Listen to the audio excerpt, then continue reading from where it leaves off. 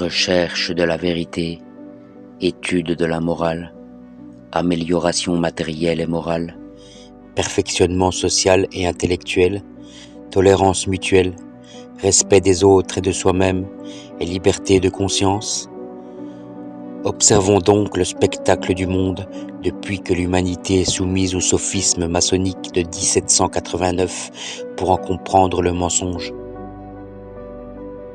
Où sont l'amélioration matérielle et morale des peuples, le perfectionnement intellectuel et social de l'humanité, la tolérance mutuelle, le respect des autres et de soi-même, et liberté de conscience, alors que l'on ne voit que guerres, massacres et persécutions religieuses, misère, perversion sexuelle à l'échelle mondiale, sous l'égide des grandes démocraties? C'est, il faut l'avouer, à l'inverse que l'on assiste. Venons-en maintenant aux questions essentielles qu'il faut se poser quant à la maçonnerie. Qu'est-ce que la maçonnerie? D'où vient-elle et sous quelles influences est-elle apparue? Quelle est sa vraie nature? En quoi son action peut-elle expliquer les mouvements de l'histoire et l'évolution de la société? Quelle est son importance véritable? Car deux erreurs sont à éviter, la voir partout et la voir nulle part. Qu'est-ce que c'est la maçonnerie?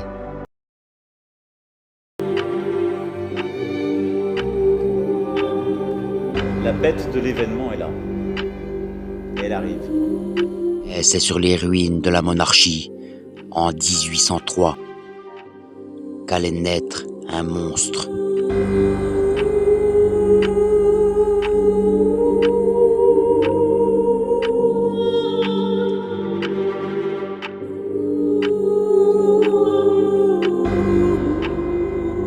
Un monstre, ensemencé en 1717, année de la création de la franc-maçonnerie spéculative.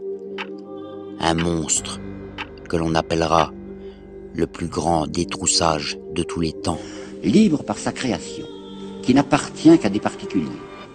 La banque que je propose de créer, écoutez bien, ne négociera avec le gouvernement que lorsqu'elle y rencontrera ses convenances et le complément de ses sûretés. Néanmoins, cette banque s'appellera la Banque de France, mais elle ne sera à aucun degré une banque gouvernementale. Elle sollicite du Premier Consul la promulgation d'une loi qui, sans peut-être paraître s'occuper nominativement de notre établissement, consolidera son existence. Ce que vous avez compris, c'est une entreprise strictement privée. C'est un groupe d'hommes d'affaires qui vient demander à Bonaparte, parce qu'il est le chef de la France, le droit de mettre une étiquette fallacieuse sur leur maison. On mettra Banque de France pour faire croire à la clientèle c'est une banque au service de la France, alors que ce sera simplement leurs intérêts privés. En 1803, Bonaparte acceptera que cette banque soit privilégiée au point qu'elle sera seule habilitée à faire du papier-monnaie. Et qu'il y aura garantie de l'État. À savoir que s'il y a un contrefacteur, il sera puni par l'État. Les galères, disait Bonaparte. Non, ça ne suffit pas, dira Pergaud, la peine de mort. D'accord, d'accord. Le gouvernement, l'État français, au service de cette banque d'intérêt privé, décide que sera puni de mort le contrefacteur du papier-monnaie de la banque. Il y a un personnage dont je vous parlerai plusieurs fois, qui a écrit des mémoires d'un extrême intérêt. C'est Mollien, M-O-2-L-I-E, Mollien, qui a été très longtemps trésorier de l'empereur. Il a publié des mémoires, et je ne sais pas pourquoi aussi, je sais très bien pourquoi. Ceux qui sont si favorables à Napoléon parlent le moins possible des mémoires de Mollien. Parce que Mollien était un brave homme, un esprit libre, extrêmement conservateur, très réactionnaire, qui n'aimait en Bonaparte qu'une réapparition de la monarchie, mais qui ne concevait pas la gestion des finances de l'État comme les concevait Bonaparte. Je terminerai sur cette citation que je vais lire lentement parce que je trouve qu'elle est d'un extrême intérêt, apportant un de ces éclairages qui ne viennent pas toujours du passé sur le présent, mais quelquefois du présent sur le passé. Bloc-notes de François Mauriac, 23 septembre 1966. Ce que le général n'a pas fait, et ce qu'il ne dépendait pas de lui de faire, c'est d'obliger à lâcher prise ses mains, ces quelques mains, oui, ce petit nombre de mains, qui tiennent les commandes secrètes de l'État, qui assurent les immenses profits de quelques-uns et qui font de chacun de nous les têtes d'un troupeau exploitable, exploité.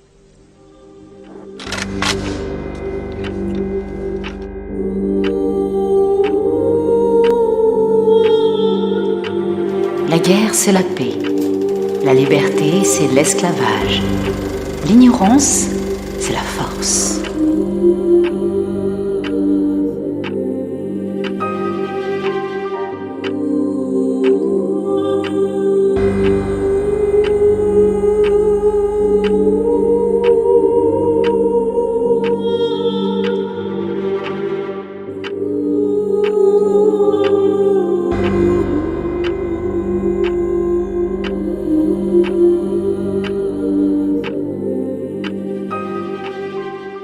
Interdit par les papes médiévaux et les rois de se livrer à l'activité lucrative du prêt d'argent. Ce qui n'était pas permis aux chrétiens était donc devenu l'apanage des Juifs, lesquels avaient accumulé des richesses considérables grâce à l'usure. La franc-maçonnerie, institution entièrement philanthropique et progressive, a pour objet la recherche de la vérité, l'étude de la morale universelle, des sciences et des arts, et de l'exercice de la bienfaisance. Elle a pour principe la liberté absolue de conscience et la solidarité humaine. Elle n'exclut personne pour ses croyances. Elle a pour devise liberté, égalité, fraternité. Malgré les belles apparences qu'essaie de se donner la franc-maçonnerie, le 19e siècle n'est clairement pas le plus prestigieux. La spiritualité se fait oublier, on recrute de plus en plus de frères et à l'intérieur des loges, il est question du salaire des instituteurs, de caisses de retraite, de divorce, de l'interdiction de l'absinthe, bref, on est très loin des bâtisseurs de cathédrales. Ce siècle est plutôt celui de la domination politique. En 1870, dans le gouvernement de défense nationale, 8 des 12 membres sont francs-maçons. À ça, on peut ajouter que Jules Ferry sera initié en 1875 et Jules Favre en 1877, ce qui amène notre total à 10 francs-maçons.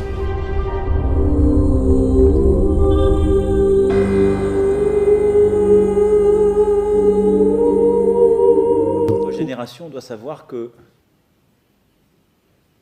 la bête de l'événement est là. Et elle arrive.